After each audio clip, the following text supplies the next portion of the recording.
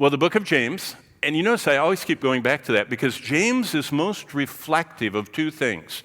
The book of James, 108 verses with 54 imperatives, is so reflective of both the Proverbs and the Sermon on the Mount because he was the first. He was pastoring those people. A lot of them knew Jesus and were in that Day of Pentecost event and all that. And so he's so reflective and he's so practical and he's full of commands. This is what he says. How does pride rot me if allowed to seep through my life? Now that's how I title the first 6 verses of James chapter 4. So if you go to James chapter 4, this is what it says. Where do wars and fights come from among you? Don't they come from your desires for pleasure that war in your members? The book of Proverbs would call that pride. We already saw that. You lust and you do not have. You murder and cannot obtain. You fight in war, yet you do not have because you do not ask. You ask and do not receive. Verse 3, because you ask amiss, because you want to spend it on your pleasures.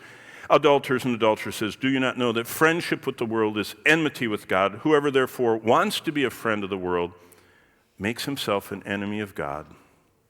Or do you think that the scripture says in vain, the Spirit who dwells in us?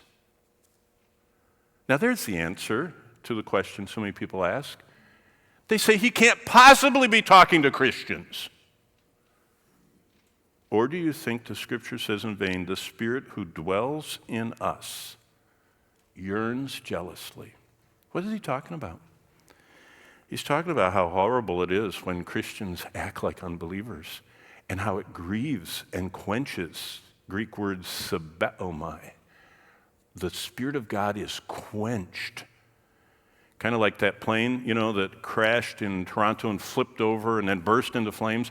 And that wonderful fire truck came right out of nowhere, just doused the thing with that forever chemical retardant foam, the stuff that's PFOAs that are killing everybody.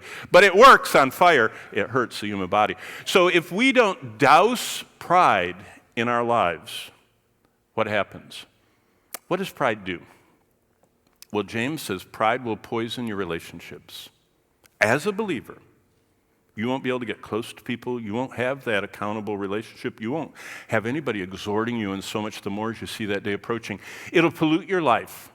Worse than forever chemicals and all that bad stuff in our water,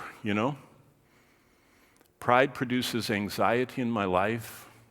It plunders my prayers of being. You meet someone that's like, Anna, the prophetess, who prayed all the time because she couldn't sleep and fasted all the time because she wasn't hungry.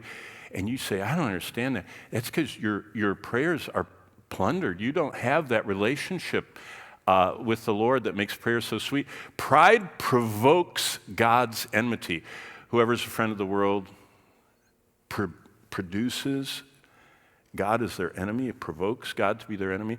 It prevents me from growing spiritually.